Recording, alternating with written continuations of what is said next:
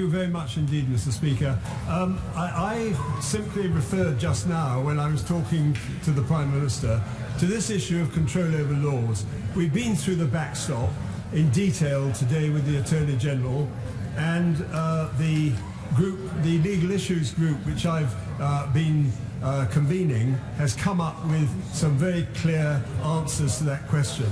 The backstop is unacceptable in its present form, and we are profoundly determined to vote against this withdrawal agreement for those reasons alone. But I just simply want to say one simple thing.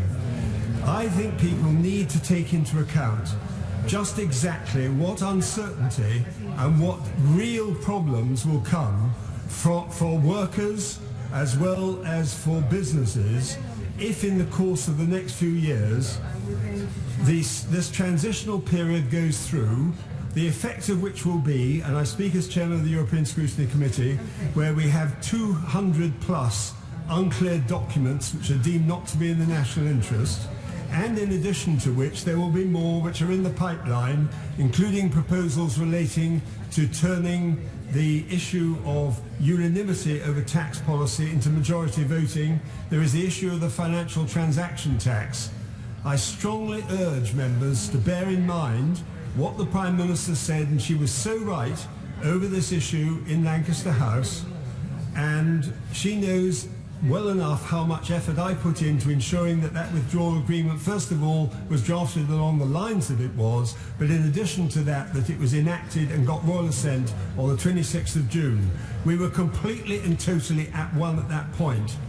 After that, and running into, from Chequers into the withdrawal agreement, and our first question I put to her was on the 9th of July, and I said, how can you reconcile the Chequers proposals with the repeal of the 1972 Act under Section 1, which was passed only 10 days ago? I remain absolutely convinced that it was an accurate assessment of the position. Furthermore, with regard to the manner in which the legislation comes through our committee, because at the moment, under the 1971 White Paper, despite the fact that we were told that we would have a veto, it's been whittled away to extinction. So the net result is that now everything is more or less done by consensus and or by qualified majority vote.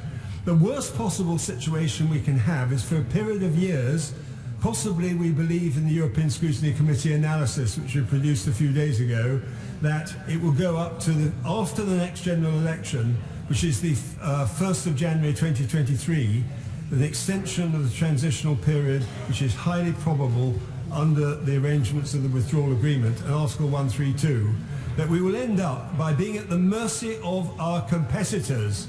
They have no interest in giving us any benefits which come out of the legislative pipeline when they themselves are making the laws and we are receiving them in the most humiliating circumstances in the history of our Parliament.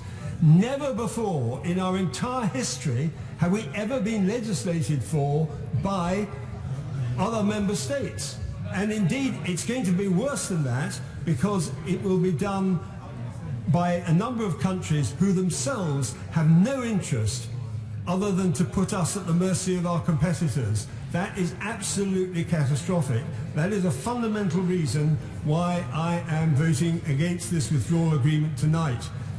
I don't think that either the workers who themselves voted and made their views plain against the ports regulation, where we had a similar situation, 47 port employers were against it, every single trade union was against it, but it went through. This is going to be the pattern. Believe me, I've been on the committee for 34 years, I've seen it. We've never turned down any proposal from the European Union in the whole of that 34 years. It just doesn't happen. And what's more, we're tying ourselves into the assumption that that is what is going to happen under Article 4.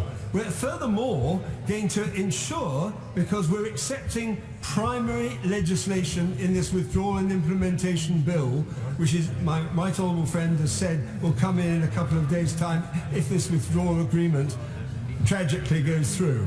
Because that primary obligation will be done by primary legislation. That is what the Withdrawal and Implementation Bill says.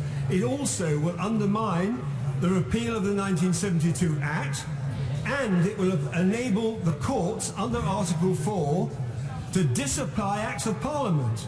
I sincerely trust that people understand that when the courts have the right by Act of Parliament to disapply Acts of Parliament which are inconsistent, it will put even the repeal of the 1972 Act under Section 1 of the Withdrawal Act in grave jeopardy, as our report from the European Scrutiny Committee shows only the other day. So that is my concern. There are other aspects of this on state aids, where, for example, we're under the backstop arrangements and the withdrawal agreement, we're going to be put in a position in which we will not be able to incentivize our industries, our enterprise zones, our free ports and things of that kind. It will be a severe denial of the right of this country to determine its own tax policy. Furthermore, the European Commission, under the withdrawal agreement and the backstop, will be enabled to continue to supervise the Competition and Markets Authority and, as I say, to affect the manner in which we are legislated.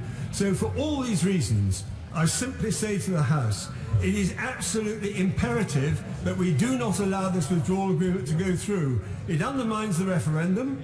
It is in denial, in my opinion, of our manifesto commitments.